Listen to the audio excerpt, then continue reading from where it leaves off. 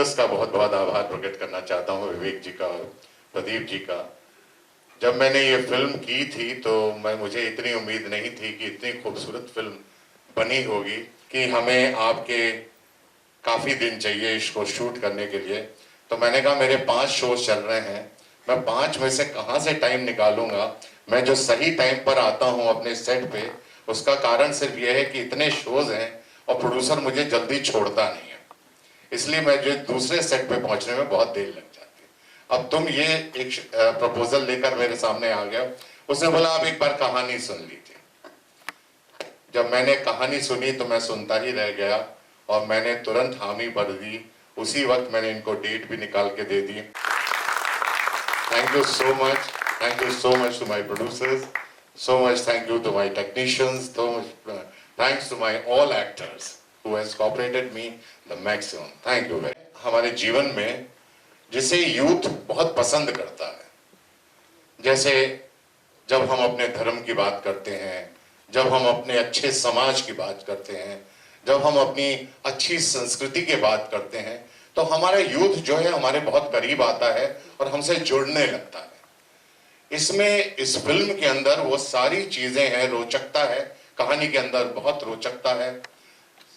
कहानी में अपना धर्म है, समाज है, मेडिटेशन है, खान पीन का ख्याल रखना है, उसके बारे में भी बहुत कुछ इसमें कहा गया है। तो मुझे लगता है कि हमारा जो युवक है वो इस फिल्म को देखने के बाद बहुत ज्यादा इंस्पिरेशन मिलेगी उसे। जैसे हम लोग कहते हैं कहानी सिर्फ सुनने के लिए नहीं होती है दोस्तों, कहानी हमको बहुत कुछ सिखाती है, बहुत कुछ मैसेज देके जाती है हमको। और मैं आप लोगों से वादा करता हूं कि द लेजेंड ऑफ जैनेश्वर जो है, ये फिल्म लोगों को बहुत कुछ खूबसूरत मैसेज देकर जाएगी, पूरे समाज में, पूरे नवयुवकों में, हमारे हर वर्ग के लोगों में एक बहुत अच्छा मैसेज हमारे बीच में जाएगा। खूब, बहुत खूब सर। और सर किरदार के जैसा कि आप सभी जानते हैं कि थोड़ी बहुत रोचकता सब में होती है, इसलिए फिल्म को रोचक बनाने के लिए कुछ थोड़ी बहुत लिबर्टियां भी ली जाती हैं और फिल्म बना के प्रस्तुत की जाती है। उसके बाद हमारे दर्शकों के सामने आती है, हम उसको पर्दे पर देखते हैं। अब हमारे इस शो में जितने भी हमारे टेक्नीशियंस थे, जो हमारे कलाकार थे, सबने बड़ी ही मेहनत से काम किया है और एक अच्छी फिल्म बनाने की कोशिश की है, प्रयास किया है, जिसमें बहुत अच्छा मैसेज है हमारे धर्म से जुड़ा हुआ, हमारे समाज से जुड़ा हुआ, हमारे मेडिटेशन से जुड़ा हुआ, हमारे खान पान से जुड़ा हुआ। इसमें एक बहुत ही खूबसूरत मैसेज भी दिया गया है। अब ये डिपेंड करता है हमारे दर्शकों के ऊपर, जब वो इस फिल्म को देखेंगे, द लेजेंड ऑफ द जैनेश्वर के बारे में, और उनको कैसी लगती है फिल्म या कैसी नहीं लगती है, वो हमारे दर्शक देखने के बाद ही बताएंगे।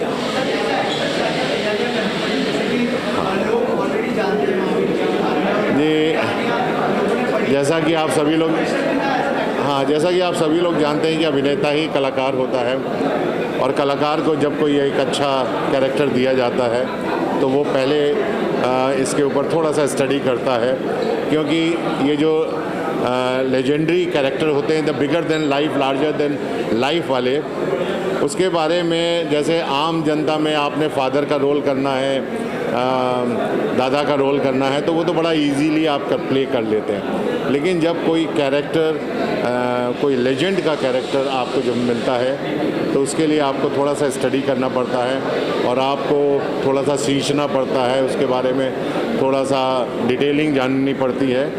और मेरे ख्याल से सभी कलाकार, जितने बड़े कलाकार हैं, वो पहले थोड़ा सा अपने कैरेक्टर को स्टडी करते हैं और उसके बाद हम उसी चीज़ को अपने सुनहरे पर्दे पर देखते हैं। मैं दर्शकों से यही कहना चाहूँगा कि आप एक बार अपने समाज का दर्पण ज़रूर देखें, एक खूबसूरत फिल्म ज़रूर देखें, एक बहुत अच्छी फिल्म महावीर के ऊपर, उसे ज़रूर देखें। बहुत बहुत धन्यवाद। एक्चुअली फिल्म जो है वो जैसा कि बताया पहले भी कि खट्टर का सहस्राब्दी महोत्सव समिति के उसमें बनी है और खत्तरगंज को 1000 ईयर्स कंप्लीट हो रहे हैं और खत्तरगंज कैसे शुरू हुआ उसको लेके पूरी कहानी है और हमारे गुरु महाराज की प्रेरणा से हमने ये कहानी बनाना शुरू की है। फिर बीच में कुछ डिस्टर्बेंस आया था जिसको हमने ओवरकम किया, CBFC का कुछ प्रॉब्लम आया था उसको ओवरकम किया and finally the trailer is in front of you and the film is releasing on the 19th of April on the great occasion of Mahavir Jayanti.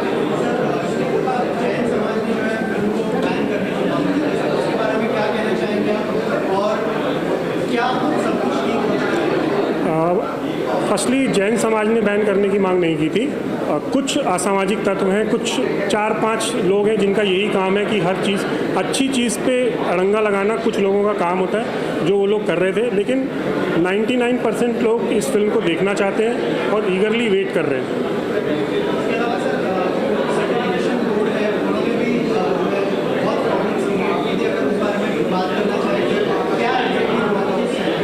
जो लोग विरोध कर रहे थे वो CBFC भी गए थे इस बात को लेके। मतलब इट्स वेरी हास्यास्पद बात है कि कोई भी एक्टर किसी भगवान का रोल नहीं कर सकता। अगर ऐसा होता तो फिर रामानंद सागर ने अगर ये सोचा होता कि राम का रोल कोई नहीं कर सकता तो आज रामायण हम नहीं देख पाते। तो CBFC ने उसी कारण से प्रिकॉशंस लिए। उनको नाम नहीं जम रहा था फिल्म का नाम था पहले the legacy of Jineshwar, legacy of Mahavir sorry. बाद में हमने CBFC के कहने पे नाम चेंज किया द लेगेसी ऑफ जिनेश्वर। कुछ उन लोगों ने हमसे प्रूफ्स मांगे, हिस्टोरिकल प्रूफ्स उनको हमने दिए और फाइनली फिर उन्होंने हमें सर्टिफिकेट दिया।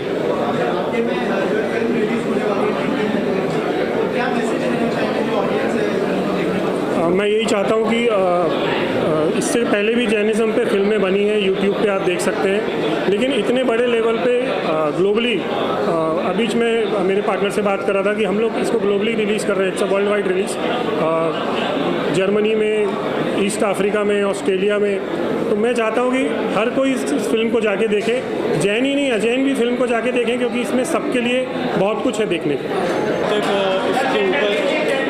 देखिए, इसके ऊपर अभी तक जैन समाज के ऊपर पहले फिल्में आई हैं कि ऐसा नहीं कि हमने पहली बार बनाई है, बट फर्स्ट टाइम ऐसा हो रहा है कि इस ग्रैंडर पे हम लोग फिल्म बना रहे हैं।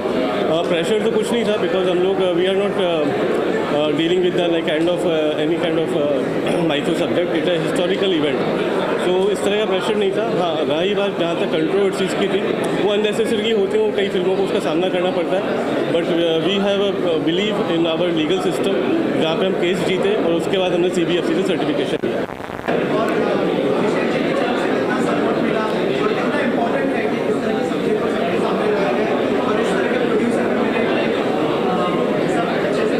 देखिए, अभिषेक जी का ही ये ड्रीम था, ये फिल्म बननी चाहिए और उन्होंने ही अपने समाज में योगदान दिया है, और अगर उनका सपोर्ट नहीं होता तो फिल्म भी नहीं बन पाती।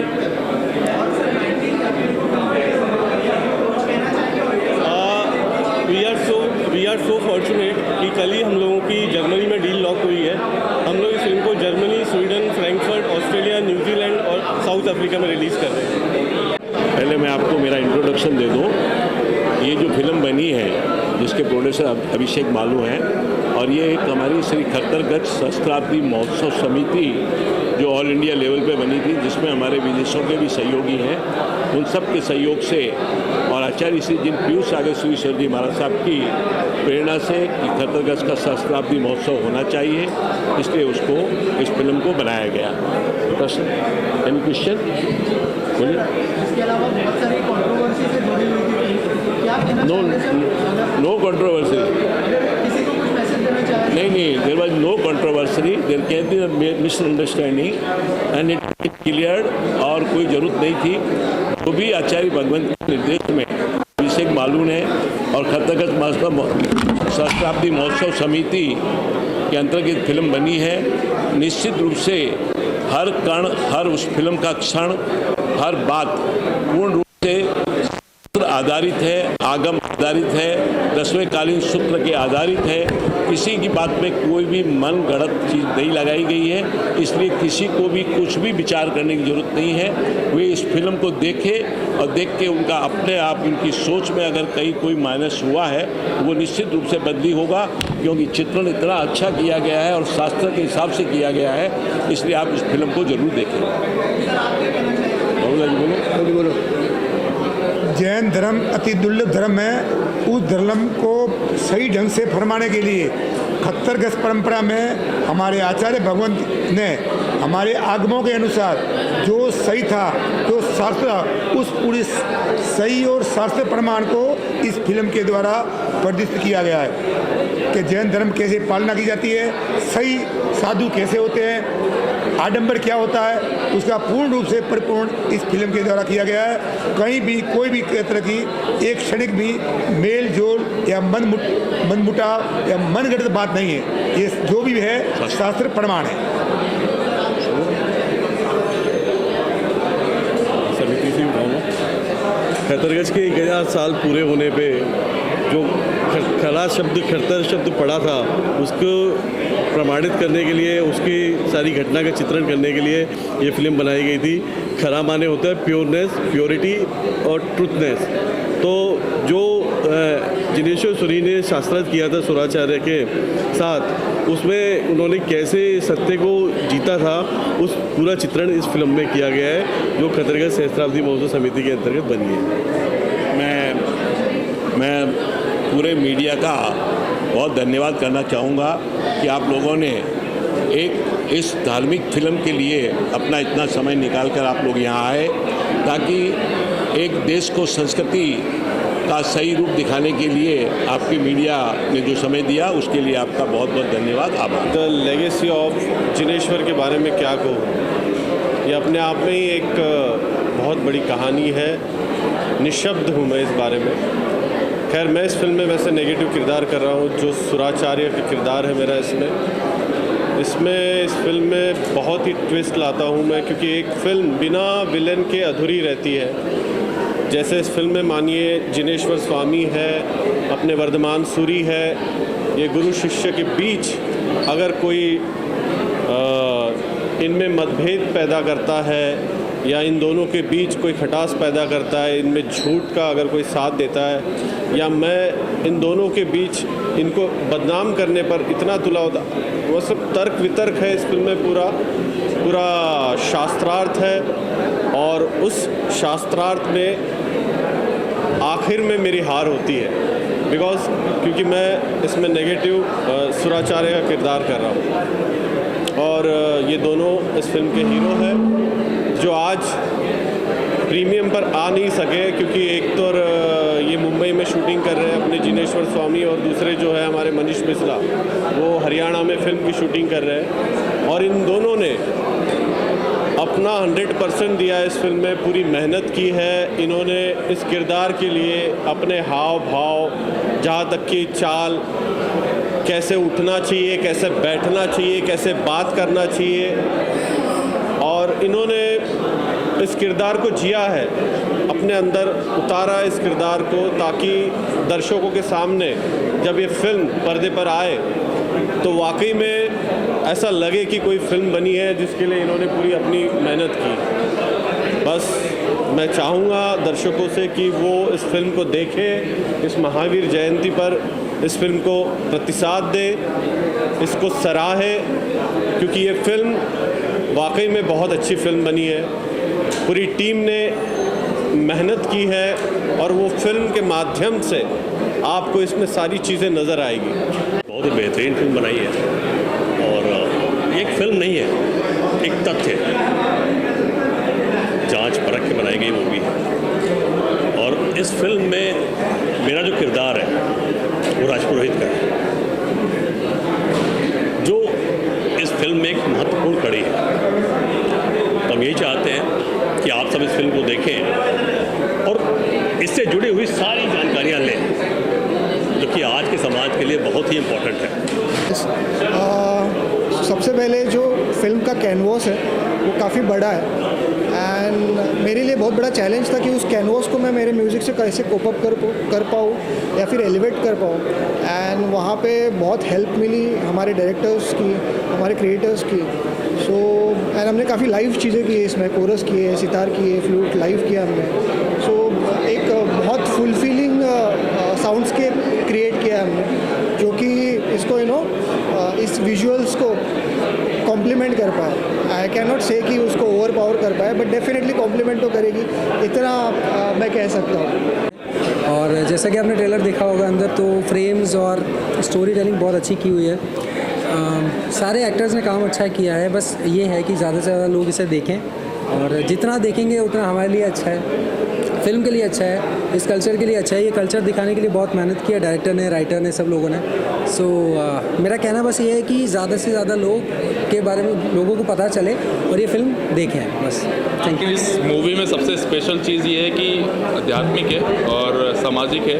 बहुत कुछ धर्म को बनाने के लिए बहुत कुछ लोगों के ऊपर बीतती हैं चीज़ें, तो और बहुत कुछ सीखने के लिए नई पीढ़ियों के लिए खासकर। तो ये मूवी देखें 19 अप्रैल, और स्टार्टिंग मेरे कैरेक्टर से ही होगी। ऋषभ देव का कैरेक्टर किया है, जिन्हें आदिनाथ भगवान के नाम से जाने जाते हैं। और 24 लास्ट यानी कि 24वें तीर्थकार महावीर स्वामी तक ये स्टोरी है, और बहुत कुछ खोया है धर्म को बनाने के लिए। तो प्लीज़ रिक्वेस्ट यू ऑल, आप सब लोग देखें।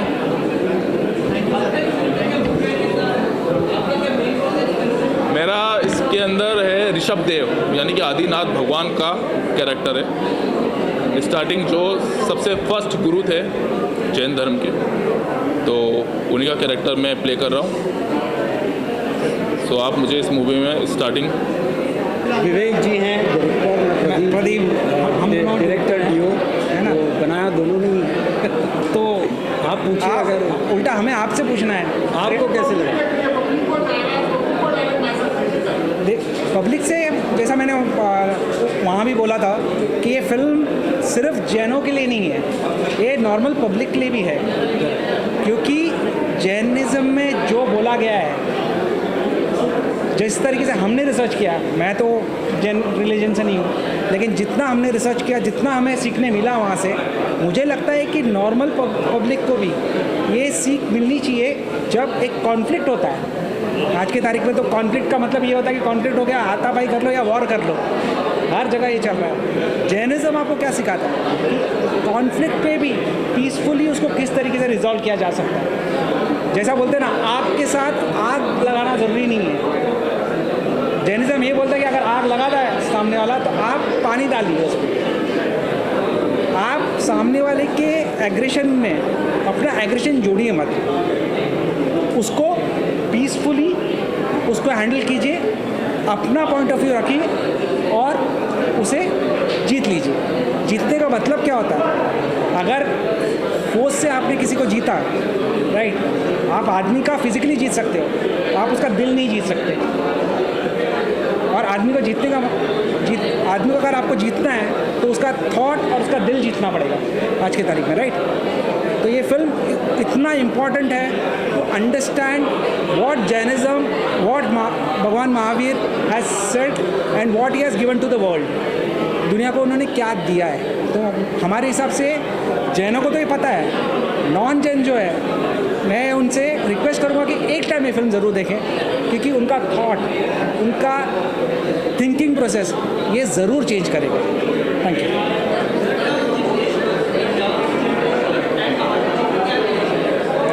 बेसिकली भगवान महावीर जो हैं वो तो मेन ही है, इनके जो गुरु है इसमें, तो ये जो सेक्ट है खतरगंज, तो वो उसके फाउंडर है जिग्नेश्वर सूरी।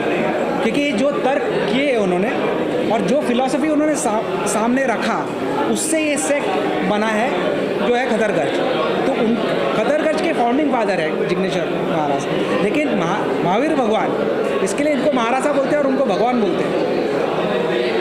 सो he is God and Jigneshwar is one of the gurus, one of the teachers of his learning. एक फाउंडर है, एक फॉलोअर है, टीचर है, राइटर एंड लिरिसिस्ट के।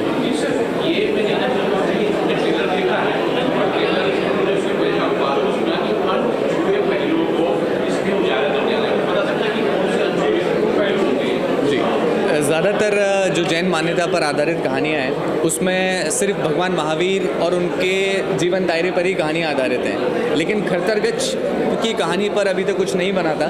तो खरतरगच समिति और खरतरगच जो समुदाय है उसमें जिनेश्वर सूरी जो हैं उन्होंने कैसे एक धर्म की राह पे चलते हुए बाकी जो अधर्म है उससे लड़कर एक खरतरगच की स्थापना करी। तो खरतरगच की ये कहानी ये एक अनछुई है जिसको अभी तक फिर सिनेमा में सिनेमैटिक पर्दे पर नहीं उतारा गया है। तो पहली बार इस फिल्म के ज़रिए हमने ये दिखाया।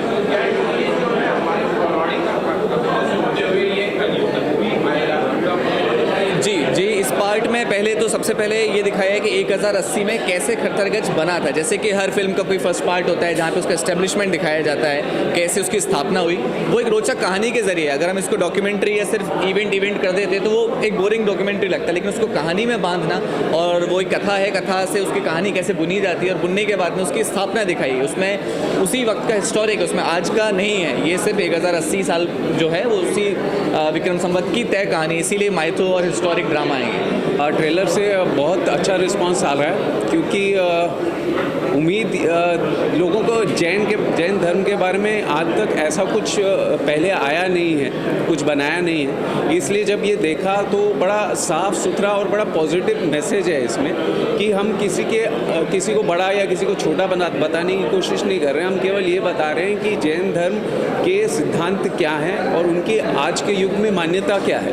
तो वो किसी के लिए भी बहुत ही अच्छी बात है, बड़ी पॉजिटिव बात है। इसके लिए सब लोगों को देखकर बड़ी प्रसन्नता हुई और बड़ा अच्छा रिस्पांस मिल रहा है ट्रेलर का। Done, thank you.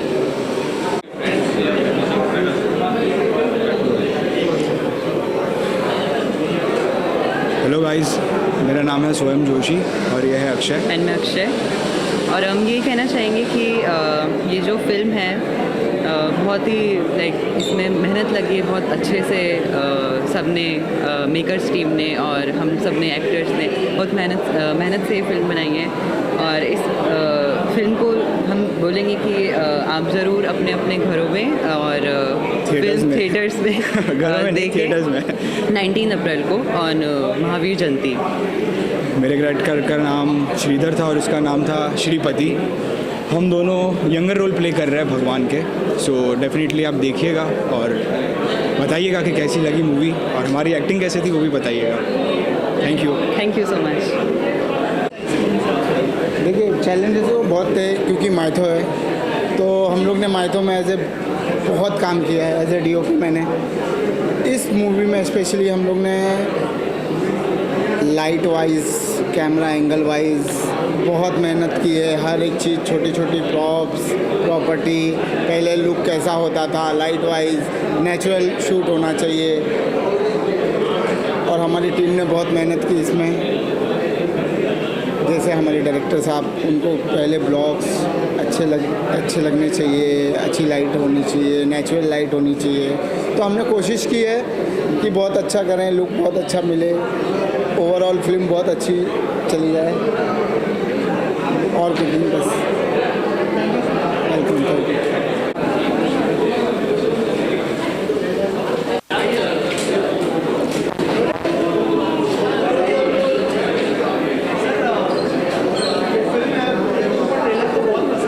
जी बिल्कुल।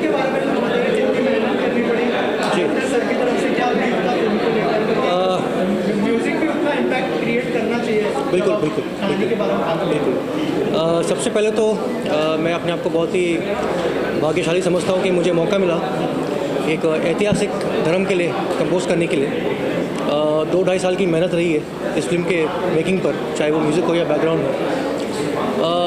तो बेसिकली जो ये फिल्म है ये सिर्फ जैन लोगों के लिए नहीं है, क्योंकि इसके जो मैसेजेस, जो टीचिंग्स हैं, आई फील कि इस दुनिया में सब लोग इसको देखकर लागू अपनी लाइफ में अप्लाई कर सकते हैं। तो मेरी सबसे यही रिक्वेस्ट है कि जितने भी लोग, नॉट जस्ट जैन धर्म के लोग, बट सारे लोग जो भी आकर इस फिल्म को देखेंगे, मुझे पूरी उम्मीद है कि वो कुछ ना कुछ इस फिल्म से अपने लाइफ में अप्लाई करके सीखेंगे। और जो गाना मैंने कंपोज किया है जिसका नाम है दरस दिखाए, sung by Javed Ali, written by हमारे दोस्त प्रशांत, उस गाने की बहुत ही कमाल की लाइन है जो कहती है कि दरस दिखाए खुद को सिखाए, संयम ऐसी राह पर। So this song speaks about संयम, कंट्रोल। तो मुझे लगता है कि संयम एक ऐसी चीज़ है जो इंसान अपनी ज़िंदगी में अगर उसको कंट्रोल अपने आप पर करना सीख लिया तो ज़िंदगी में कुछ भी हासिल कर सकता है। तो इस गाने की जैसे ऐसे बहुत टीचिंग इस फिल्म में, which I feel people can imply in their life and make their life a much better place to live. So I request all of you to come and watch this film in the theatres and get inspired and live life in a better way.